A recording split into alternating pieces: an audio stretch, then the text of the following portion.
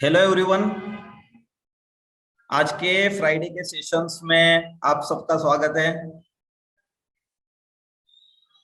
ये सेशन में हम लोग मार्केट आउटलुक देते हैं कि नेक्स्ट वीक में मार्केट कैसा रहेगा। पिछले वीक में जो व्यू हमने दिया था उसके ऊपर पहले थोड़ा सा हम लोग बात कर लेते हैं। पिछले व्यू में मैंने व्यू दिया था कि निफ्टी स्ट्रांग लग रही है। उसके साथ साथ में सेक्टर्स की भी बातें की थी। ऑयल एंड गैस सेक्टर अच्छा लग रहा था, एनर्जी सेक्टर अच्छा लग रहा था, मेटल सेक्टर अच्छा लग रहा था। सो अगर पिछले वीक में अगर आपने देखा होगा तो एनर्जी सेक्टर ने काफी अच्छा परफॉर्म किया है। जो हमारी एक्सपेक्टेशंस थी वो हिसाब से ही मार्केट चला है। एनर्जी सेक्टर ने, अगर यहाँ पे डेली ग्राफ है ये एनर्जी सेक्टर का, काफी अच्छा परफॉर्म किया हुआ है। एनर्जी सेक्टर में अगर स्टॉक्स स्पेसिफिक भी अगर देखेंगे सो लास्ट वीक में टाटा पावर में बहुत अच्छा परफॉर्मेंस आया था। टाटा पावर में एक साथ यहाँ पे जो 250-55 से लेकर के 300 रुपए तक Tata power one side rally आई थी।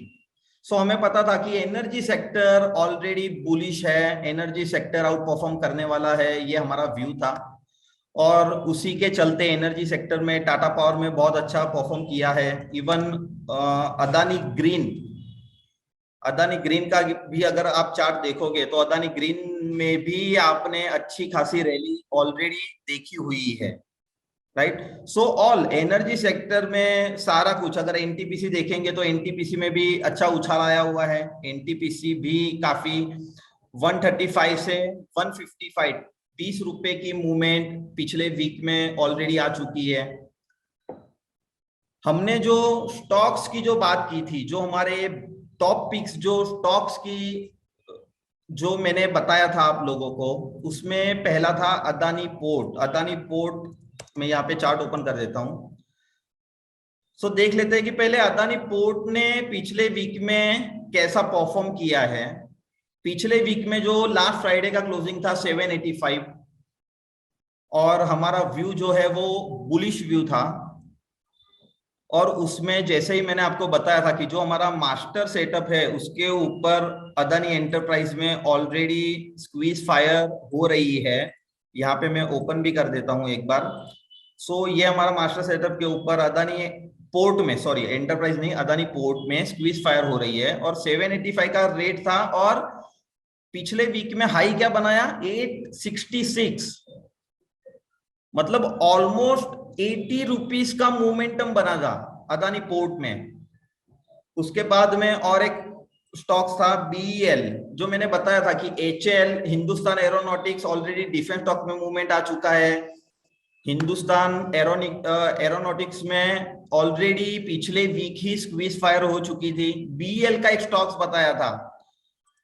तो बीएल का स्टॉक्स को अगर हम देखेंगे कि पिछले वीक में कैसा मोमेंटम रहा है, तो पिछले वीक में जो 215 216 का जो रेट था वो इस वीक में उसने हाई बनाया है 242। सो ऑलमोस्ट बीएल में भी हमारी जो एक्सपेक्टेशंस थी वो हिसाब से ऑलरेडी मूवमेंट आ चुकी है। और मैंने एक बताया था कि वोल्टास, वोल्टास भी बताया था, तो वोल्टास भी हम लोग देख लेते हैं कि वोल्टास में कैसे मूवमेंट आया है। जो कि 1260 रुपए का भाव था, 1260 रुपए से इसने हाई बनाया था 1345 रुपया। सो ऑलमोस्ट 85 रुपीज वोल्टास भी ऑलरेडी बढ़ चुका था। और आज का क्लोजिंग क्या है वोल्टास का, 1317 रुपए, मतलब 1320 के करीबन अभी आज का क्लोजिंग आया है। सो ये हो गई पिछले वीक की बात। अभी नेक्स्ट हमें क्या करना है, या नेक्स्ट वीक में या आने वाले समय में शॉर्ट टर्म में मार्केट का ओवरव्यू, मार्केट का व्यू क्या है। सो नेक्स्ट वीक जो है वो सिर्फ बहुत ही छोटा वीक है, क्योंकि बैक टू बैक हॉलीडेज आ रहे हैं। मतलब मार्केट जो चलेगा वो मंडे ट्यूसडे और वेडनेसडे ही चलेगा। Thursday Friday holiday, Saturday Sunday वैसे भी हॉलीडे रहेगा। सो लॉन्ग वीकेंड आ रहा है, 4 दिन की कंटिन्यूस हॉलीडेज है। सो नेक्स्ट वीक में सिर्फ 3 दिन ही मार्केट चालू है। सो टाइम फ्रेम बहुत छोटा है। फिर भी ओवरऑल जो मेरा व्यू है निफ्टी में, तो वो मैं आपके साथ शेयर करूंगा। जैसे पिछले वीक में हमारा निफ्टी में बुलिश व्यू था, सो ये बुलिश व्यू निफ्टी में कंटिन्यू रहेगा, ऊपर नीचे मार्केट करता रहेगा। मतलब अभी इस वीक की अगर बात करेंगे तो मार्केट पहले निफ्टी 300 400 500 पॉइंट बढ़ गया था, उसके बाद में एक प्रॉफिट बुकिंग आया और फिर आज उसने रिकवरी दी। सो मार्केट हमेशा कोई स्ट्रेट लाइन में न तो बढ़ेगा न तो गिरेगा, मार्केट हमेशा अप डाउन करता रहेगा। लेकिन मेरा व्यू, ओवरऑल जो व्यू है वो यही है कि बाय ऑन डिप स्ट्रेटेजी अभी भी अपनानी चाहिए। बाय ऑन डिप, सेल करके मार्केट में इतना पोटेंशियल नहीं लग रहा है, या मार्केट क्रैश हो जाएगा या मंदी आ जाएगी, ऐसा कुछ भी फिलहाल कुछ भी ऐसा लग नहीं रहा है। सो निफ्टी का अगर मैं यहाँ पे चार्ट ओपन करूं, सो निफ्टी में अभी भी व्यू बुलिश ही है। निफ्टी का अगर आप ये जोन जो है निफ्टी का, यहां से मार्केट ऊपर आया था, उसके बाद में वापस से मार्केट ने एक प्रॉफिट बुकिंग दिया है और वापस से वो वहीं पे आज का क्लोजिंग क्या है, निफ्टी 17,800 के करीबन का आज का क्लोजिंग है। और पिछले वीक का क्या क्लोजिंग था, 17,600 के करीबन था, 600 650 के करीबन था। सो ऑलरेडी पिछले वीक से इस वीक में निफ्टी ने बुलिश कैंडल्स भी बनाए हैं, बीच में जो गैप्स बने थे वो गैप्स को भी उसने फिल कर दिया है।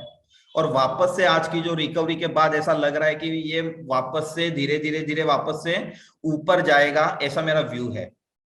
लेकिन फिर भी अभी भी बैंकिंग सेक्टर उतना पार्टिसिपेशन नहीं कर रहा है, तो हो सकता है कि मार्केट में अभी भी stock specific, sector specific movement आएगा मार्केट में। ऐसा नहीं लग रहा है कि अगर मार्केट बढ़ेगा तो सारा कुछ बढ़ जाएगा, ऐसा नहीं लग रहा है। स्मॉल कैप की तरफ से, मिड कैप की तरफ से पार्टिसिपेशन आ रहा है, लेकिन अभी भी जो लीडिंग जो बैंकिंग स्टॉक्स है, जैसे एचडीएफसी बैंक हो गया, कोटक बैंक हो गया, सो ये लीडिंग बैंक की तरफ से अभी भी उतना पार्टिसिपेशन नहीं आ रहा है। लेकिन overall sector specific, stock specific momentum बना रहेगा, अपॉर्चुनिटीज वहीं पे होगी। सो अगले वीक में सेक्टर्स कौन कौन से अच्छे लग रहे हैं उसकी हम लोग पहले बात कर लेते हैं, उसके बाद में फिर स्टॉक्स के ऊपर भी आएंगे हम लोग। सो नेक्स्ट वीक में जो सेक्टर बुलिश लग रहे हैं वो अभी भी एनर्जी सेक्टर अभी भी बुलिश लग रहा है। क्योंकि अगर हम लोग यहाँ पे अगर एनर्जी सेक्टर का अगर ग्राफ निकालेंगे, सो पिछले वीक से अभी भी मार्केट बढ़ा हुआ है, लेकिन अभी भी यहाँ पे कंटिन्यूस ये एनर्जी का जो इंडेक्स है वो कंटिन्यूस ऊपर जा रहा है। उसकी अगर आरएसआई की अगर हम लोग बात करेंगे कि कितना बुलिश है, सो डेली की आरएसआई भी अभी 70 पे है, इवन वीकली की आरएसआई अभी है 75 पे। और अगर मंथली की अगर बात करेंगे तो मंथली की आरएसआई भी है 76.74, मतलब 77 के करीबन है। सो डेली, वीकली, मंथली सारे आरएसआई पॉजिटिव है, तो एनर्जी सेक्टर अभी भी आउट परफॉर्म करेगा ऐसा लग रहा है मार्केट में। सेकेंड जो सेक्टर जो है जो स्ट्रांग लग रहा है वो ऑयल एंड गैस हमें स्ट्रांग लग रहा है। ऑयल एंड गैस का मैं यहाँ पे चार्ट निकाल देता हूं।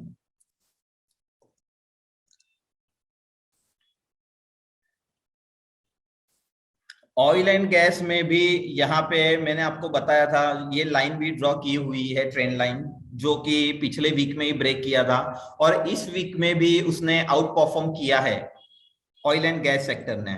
सो ऑयल एंड गैस में आरएसआई की अगर हम लोग देखेंगे तो वहां पे कोई दिक्कत नहीं लग रही है। अगर डेली चार्ट के ऊपर देखेंगे तो डेली चार्ट के ऊपर भी हमें ऑयल एंड गैस सेक्टर में कहीं भी वीकनेस नहीं लग रही है, और ऐसा लग रहा है कि निफ्टी को जो आउट परफॉर्म करेगा वो एनर्जी सेक्टर भी आउट परफॉर्म कर सकता है, oil and gas sector out perform कर सकता है, और एक सेक्टर है जो है मेटल सेक्टर। जो मेटल सेक्टर का चार्ट भी बहुत अच्छा लग रहा है। मेटल सेक्टर में जितने स्टॉक्स है अच्छे, जो टाटा स्टील अच्छा है, जिंदाल स्टील अच्छा लग रहा है, वीडीएल है, नाल्को है, तो मेटल सेक्टर भी काफी पार्टिसिपेशन हो रहा है। तो ये तीन सेक्टर जो है वो उसमें काफी बुलिश लग रहा है हमको, क्योंकि मेटल सेक्टर में आज जो इंडेक्स ने जो हाई बनाया हुआ है वो उसका लाइफ टाइम हाई है, तो मेटल सेक्टर भी बुलिश लग रहा है। तो बेस्ट अगर सेक्टर की हम लोग अगर बात करेंगे तो 3 सेक्टर निकल के आ रहे हैं कि energy, oil and gas and metal, ये तीनों सेक्टर ऐसा लग रहा है कि निफ्टी को आउट परफॉर्म करेंगे, राइट। उसके बाद में अगर हम लोग वापस से अगर आईटी को देखेंगे तो पिछली बार भी मैंने बोला था कि आईटी में अभी भी कुछ दम नहीं लग रहा है, पूरा या तो अंडर परफॉर्म रहेगा या तो न्यूट्रल जोन में रहेगा। आईटी में अभी भी कुछ भी दम नहीं लग रहा है। मैं आईटी का चार्ट यहाँ पे ओपन कर देता हूँ। सो आईटी सेक्टर अगर आप देखेंगे तो यहाँ पे कुछ भी, कोई भी पैटर्न हो, चाहे आरएसआई हो, कुछ भी सपोर्ट नहीं मिल रहा है हमें। टेक्निकल एनालिसिस के थ्रू हमें टेक्निकली यहाँ पे कुछ भी स्ट्रेंथ नहीं लग रही है। अगर इंडेक्स में हम देखेंगे तो यहाँ पे कुछ भी स्ट्रेंथ नहीं लग रही है, तो हमें लगता है कि आईटी को अभी के लिए अवॉइड करते हैं। जब भी उसमें पॉजिटिव मोमेंटम आएगा, जब भी बुलिश सिग्नल्स हमें मिलेंगे, तब हम लोग वापस से आईटी में ट्रेड करेंगे। लेकिन अभी के लिए ऐसा लग रहा है कि आईटी को हम लोग अवॉइड करेंगे। अगर आईटी में अगर चार्ट भी अगर देखेंगे तो मान लो हम लोग एक दो स्टॉक्स भी देख लेते हैं कि आईटी में कैसे परफॉर्म हो रहा है। इन्फोसिस, सो इन्फोसिस में यहाँ पे भी कंटिन्यूअसली स्टॉक की प्राइस जो है वो नीचे आ रही है, तो इन्फोसिस में भी कहीं भी जोर नहीं लग रहा है। अगर हम लोग टीसीएस की अगर बात करेंगे, सो टीसीएस में भी यहाँ पे कहीं भी सिग्नल नहीं मिल रहा है। आरएसआई ऑलरेडी 50 के नीचे चल रहा है, डेली आरएसआई ऑलरेडी 50 के नीचे चल रहा है। सो आईटी को फिलहाल के लिए हम लोग अवॉइड करेंगे। उसके बाद में हम लोग देखेंगे ऑटो सेक्टर। सो ऑटो सेक्टर में ऑलरेडी मैंने आपको बताया था कि ऑटो सेक्टर में कुछ भी जान नहीं लग रही है। निफ्टी ऑटो अभी भी अंडर परफॉर्म हो सकता है। सो अगर ऑटो सेक्टर की बात करेंगे तो ऑटो सेक्टर में भी यहाँ पे थोड़ा सा पॉजिटिव हो रहा है, लेकिन अभी भी जो हमें जो चाहिए वो हमें अभी तक सिग्नल नहीं मिल रहा है। लेकिन हालांकि वो मंदी में से थोड़ा सा उभर के आ रहा है, थोड़ा स्टेबल हो रहा है, धीरे धीरे ऊपर जाने की कोशिश कर रहा है। लेकिन अभी हमें जो सिग्नल चाहिए वो अभी तक ऑटो सेक्टर ने अभी तक हमें नहीं मिल पा रहा है। सो ऑटो सेक्टर को भी हम लोग फिलहाल के लिए हम वेट एंड वॉच पे रखेंगे। सो हमें ध्यान कहाँ पे देना है? हमें ध्यान देना है एनर्जी सेक्टर के ऊपर, ऑयल एंड गैस सेक्टर के ऊपर और मेटल सेक्टर के ऊपर, राइट। बाकी फिर फार्मा सेक्टर है या रियलिटी, जो मैंने बताया था रियलिटी भी अच्छा लग रहा है। अगर रियलिटी में अगर पिछली वीक में अगर डीएलएफ की अगर हम लोग बात करेंगे, सो डीएलएफ भी काफी रिकवर हो चुका है ऑलरेडी। डीएलएफ भी रिकवरी पे ऑलरेडी हो चुका है। यहाँ पे आरएसआई डाइवर्जेंस भी है नीचे की तरफ। आरएसआई डाइवर्जेंस अगर आप में से किसी को पता हो, यहाँ पे आरएसआई डाइवर्जेंस भी है।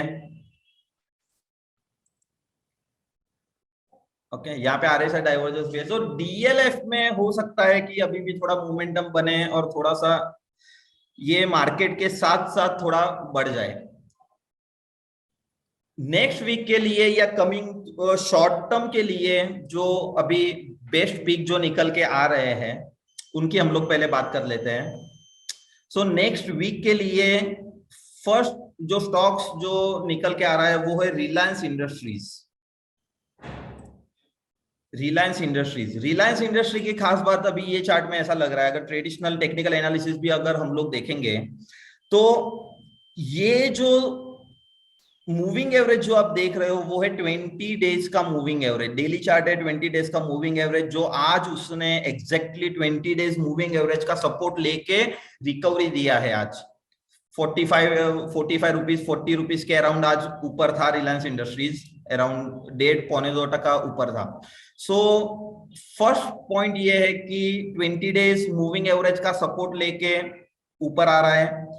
सेकंड यहाँ पे एक ये निकल के आ रहा है कि यहाँ पे पिछला जो उसने रेजिस्टेंस जो क्रॉस किया था यहाँ पे 2560-65 के करीबन, एग्जैक्टली वो रेजिस्टेंस जो है वो ऑलरेडी क्रॉस करके वापस से रिलायंस इंडस्ट्रीज का स्टॉक वापस से रिट्रेस हुआ है और एग्जैक्ट वही लेवल पे उसने सपोर्ट लेके रिकवरी किया है। सो ये डबल कंफर्मेशन यहाँ पे हमें मिल रहा है। सेकेंड की जो आरएसआई जो है वो एग्जैक्ट 60 के नीचे जाके एग्जैक्ट अभी 60 के आसपास बंद हुआ है। सो आरएसआई भी हमें सपोर्ट कर रहा है कि ये अगर यहाँ से 60 के ऊपर निकल गया तो रिलायंस इंडस्ट्रीज में एक मोमेंटम बन सकता है, क्योंकि ऑलरेडी हमें पता है कि ऑयल एंड गैस सेक्टर हमें बुलिश है। अगर oil and gas sector bullish है तो उसको लीड कौन करेगा? ऑब्वियसली रिलायंस इंडस्ट्रीज लीड कर सकता है। अगर हम लोग और भी अगर सॉफ्टवेयर में अगर हम लोग देखेंगे तो यहाँ पे रिलायंस इंडस्ट्रीज का ये चार्ट मैंने लगाया हुआ है।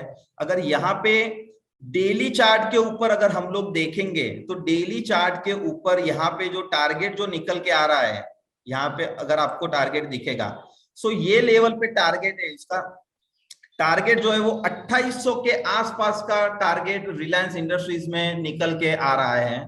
अगर हम लोग वीकली चार्ट में भी अगर रिलायंस इंडस्ट्रीज का अगर टारगेट देखेंगे, सो वीकली चार्ट के ऊपर देख लेते हैं कि रिलायंस इंडस्ट्रीज का टारगेट क्या आ रहा है। सो ये वीकली चार्ट है और वीकली चार्ट के ऊपर टारगेट आ रहा है 2850 के करीबन। सो चाहे डेली चार्ट हो चाहे वीकली चार्ट हो, लेकिन ओवरऑल हमें ये समझ में आ रहा है कि रिलायंस इंडस्ट्रीज का ओवरऑल टारगेट 2800 साढ़े 2800 के करीबन टारगेट बन सकता है। तो यहाँ पे एक अपॉर्चुनिटी लग रही है कि रिलायंस इंडस्ट्रीज में हम लोग बाय कर सकते हैं। सेकेंड जो स्टॉक जो निकल के आ रहा है वो है आईओसी, इंडियन ऑयल कॉर्पोरेशन। सो अगर आईओसी की अगर हम लोग बात करेंगे तो ये नियर टू प्रीवियस रेजिस्टेंस है। जो रेजिस्टेंस है यहाँ पे 128 का, और यहाँ पे क्लोज किया हुआ है 127, तो ₹1 ही रेजिस्टेंस को क्रॉस करने के लिए बचा है। सो आईओसी यहाँ पे बेस्ट पिक निकल के आ रहा है, क्योंकि आईओसी में भी डेली अगर आरएसआई अगर आप लोग देखेंगे सो ऑलरेडी 60 को क्रॉस कर चुका है। आरएसआई जो है आज का क्लोजिंग है 61.63। हम आरएसआई जो भी हम लोग यूज करते हैं उसका सेटिंग सिंपल है, लेकिन हम लोग अनकन्वेंशनल आरएसआई यूज करते हैं जिसकी रेंज है 40 और 60। हम लोग जो ओरिजिनल जो कन्वेंशनल वे जो है आरएसआई का जिसकी रेंज है 70-30, वो हम लोग यूज नहीं करते हैं। हम लोग अनकन्वेंशनल वे यूज करते हैं जिसकी रेंज है 60-40। सो अबाउ 60 बुलिश, बिलो 40 बेरिश। तो यहाँ पे आईओसी में भी आरएसआई अगर देखेंगे तो 60 के ऊपर आ रहा है। सेकेंड आईओसी में जो हमारा जो मास्टर सेटअप है स्क्वीज सेटअप, वो स्क्वीज सेटअप के ऊपर भी आईओसी का अगर आप लोग चार्ट देखेंगे तो वहां पे भी स्क्वीज फायर हो रही है, राइट। अगर वीकली अगर हम लोग देखेंगे, क्योंकि डेली स्क्वीज ऑलरेडी फायर हो चुकी है, अभी वीकली स्क्वीज बाकी है, तो लास्ट रेजिस्टेंस जो है उसका 128 का ही दिख रहा है। सो अगर ये 128 के ऊपर अगर वॉल्यूम भी अगर उसको सपोर्ट करेगा तो आईओसी में एक अच्छी मोमेंटम, अच्छी बाइंग अपॉर्चुनिटी मिल सकती है हमको। और अगर हम लोग स्टॉक देखेंगे तो जेएसडब्ल्यू एनर्जी का जो स्टॉक्स है वो भी सेम है कि यहाँ पे ऑलरेडी जो उसने लाइफ टाइम हाई बनाया था 400 के करीबन, उसके बाद में लास्ट अक्टूबर 21 में उसने हाई बना था। उसके बाद में ये स्टॉक्स में प्रॉफिट बुकिंग हुआ, करेक्शन हुआ और वहां पे अभी कंसोलिडेशन चल रहा है। और अभी ये स्टॉक्स कोशिश कर रहा है कि वो कंसोलिडेशन से अभी बाहर आ जाए। अगर ये स्टॉक ये स्क्वीज जो है 353 इसके ऊपर ये फायर होने जा रही है, तो अगर ये फायर होता है, वॉल्यूम सपोर्ट करेगा, तो इसमें भी एक अच्छा मोमेंटम बनेगा, अच्छा बाइंग अपॉर्चुनिटी भी यहाँ पे क्रिएट हो सकती है। नेक्स्ट जो स्टॉक्स है वो है पॉलीकैब। ओके, सो पॉलीकैब के स्टॉक्स अगर आप देखेंगे तो यहाँ पे वॉल्यूम भी सपोर्ट कर रहा है, ऑलरेडी स्क्वीज फायर होने के लिए रेडी है। आरएसआई अगर हम लोग देखेंगे इसमें तो आरएसआई भी 100% हमें सपोर्ट कर रहा है। मतलब अगर डेली वीकली आरएसआई अगर देखेंगे तो भी हमें सपोर्ट मिल रहा है, अगर डेली आरएसआई देखेंगे तो भी हमें सपोर्ट मिल रहा है। सो पॉलीकैब में भी एक बाइंग अपॉर्चुनिटी लग रही है। यहाँ पे एंट्री प्राइस या एग्जिट प्राइस या स्टॉप लॉस उसके साथ प्रॉपर समझ के आप काम करना, या फिर आपके फाइनेंशियल एडवाइजर से अगर कंसल्ट कर सकते हो तो वहां पे कंसल्ट करके आप ट्रेड ले लेना, क्योंकि यहाँ पे स्टॉप लॉस हर एक चीज का अलग अलग आएगा। जैसे रिलायंस इंडस्ट्रीज है तो उसका शॉर्ट टर्म का स्टॉप लॉस अलग रहेगा, अगर आपका व्यू लॉन्ग टर्म रहेगा तो लॉन्ग टर्म के लिए एक अलग स्टॉप लॉस रहेगा। तो आप किस हिसाब से ट्रेड करना चाह रहे हो वो हिसाब से आपके स्टॉप लॉसेस आपको मेंटेन करने होंगे। यहाँ पे मैं सिर्फ आपको व्यू दे रहा हूं कि मेरा व्यू क्या है, शॉर्ट टर्म के लिए क्या है, ओवरऑल मार्केट में क्या लग रहा है, या सेक्टर कौन से अच्छे लग रहे हैं, स्टॉक्स कौन से अच्छे लग रहे हैं, ये ओवरऑल मैं आपको यहाँ पे दे रहा हूँ। सो पॉलीकैब का स्टॉक्स भी यहाँ पे अच्छा लग रहा है।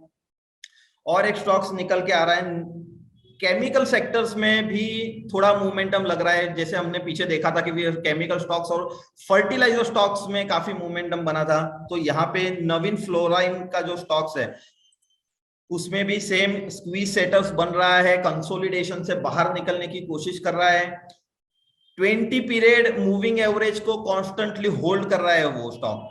सो अगर नवीन फ्लोराइन का अगर मास्टर सेटअप के ऊपर अगर हम लोग देखेंगे, सो नवीन फ्लोराइन का स्टॉक्स अगर देखेंगे तो पिछले एक महीने से वो कॉन्स्टेंटली 20 पीरियड मूविंग एवरेज से को वो कंटिन्यूसली होल्ड कर रहा है। ऑलरेडी स्क्वीज बन चुकी है, मिड कंप्रेशन स्क्वीज में अगर ये कंसोलिडेशन से अगर बाहर निकल जाता है नवीन फ्लोराइन, 4330 के करीबन का लेवल आ रहा है, 4330 के करीबन, तो ग्रेजुअली हम लोग धीरे धीरे पोजीशंस बिल्टअप कर सकते हैं। जैसे हमने बीएल में जैसे मैंने बताया था कि 215 पे थोड़ा लेना है, राइट। उसके बाद में जैसे जैसे उसमें मोमेंटम आता है उस हिसाब से हमको हमारी ग्रेजुअली पोजीशंस बढ़ानी होगी, हमको हमारे ट्रेड्स मैनेज करने के लिए आना चाहिए। तो ग्रेजुअली जैसे हमने बीएल में पहले 215 पे बाई किया, उसके बाद में 222 223 का जो रेजिस्टेंस जैसे क्रॉस हुआ वैसे बाई किया, उसके बाद में फाइनली जो 228 का जब स्क्वीज फायर हुआ तभी भी हमने हमारी एडिशनल पोजीशन बनाई, और उसके बाद जब स्क्वीज फायर हुई तो उसने टारगेट क्या बनाया, हाई क्या बनाया, 244 टू 43 के करीबन का हाई बनाया। तो ये जो मोमेंटम है, ऐसा नहीं है कि ऑलवेज हमें हायर प्राइस के ऊपर ही एंट्री करना होगा। अगर ओवरऑल टेक्निकल स्ट्रक्चर अगर हमें स्ट्रांग लग रहा है, सो हम ग्रेजुअली पोजीशंस भी हम लोग बना सकते हैं। सो आज के जो बेस्ट जो मेरे टॉप पिक्स निकल के आ रहे हैं वो इतने ही हैं, और भी बहुत सारे हैं, लेकिन पॉसिबल नहीं है कि सारा कुछ डाटा या सारा कुछ स्टॉक्स की जो लिस्ट है वो यहाँ पे शेयर करूं, उतना टाइम भी नहीं है। लेकिन फिर भी जितना हो सके उतना बेस्ट पॉसिबल या बेस्ट स्टॉक्स जो निकल के आ रहे हैं वो मैंने आपके साथ ऑलरेडी शेयर कर दिया है। क्योंकि ये जो मास्टर सेटअप जो है हमारा स्क्वीज सेटअप, वो ऑलरेडी हमारे स्टूडेंट्स को ऑलरेडी पता है, ट्रेड कैसे लेना है, स्टॉप लॉस कैसे लगाना है, टारगेट कैसे सेट करना है, राइट। सो अगर नेक्स्ट वीक में सिर्फ 3 दिन चालू है मार्केट, बाकी हॉलीडेज है, तो वीक बहुत छोटा है, संभल के ट्रेड करिए, और लॉन्ग वीकेंड है। सो नेक्स्ट वीक हम लोग वापस से मिलेंगे, वापस से मार्केट ओवरव्यू करेंगे, वापस से मैं अपना व्यू शेयर करूंगा आपके साथ। तब तक के लिए आप लोग सब अपना ध्यान रखिएगा। Thank you so much.